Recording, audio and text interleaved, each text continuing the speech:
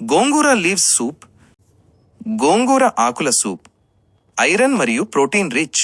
కావలసిన పదార్థాలు: ఈ పోషకమైన సూప్ తయారీకి 30 గ్రాముల తాజా గోంగూర ఆకులు, 30 గ్రాముల ఉడికించిన పెసరపప్పు, 10 గ్రాముల ఉల్లిపాయ ముక్కలు, 5 గ్రాముల వెల్లుల్లి, 20 గ్రాముల టమోటా ప్యూరీ, 3 గ్రాముల ఆలివ్ ఆయిల్ లేదా నెయ్యి, 1 గ్రాము జీలకర్ర, రుచికి సరిపడా ఉప్పు మరియు 50 మిల్లీలీటర్లు నీరు లేదా వెజిటబుల్ బ్రోత్ అవసరం.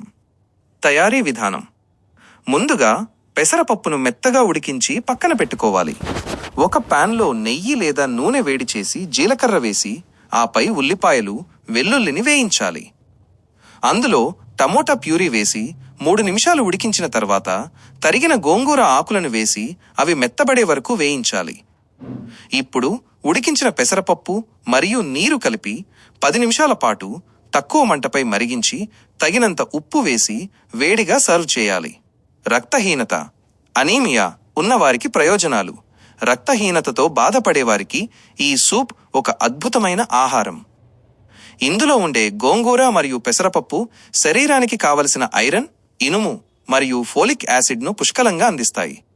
గోంగూరలో సహజంగా ఉండే విటమిన్ సి పెసరపప్పులోని ఐరన్ను శరీరం త్వరగా గ్రహించేలా అబ్జార్ప్షన్ చేస్తుంది.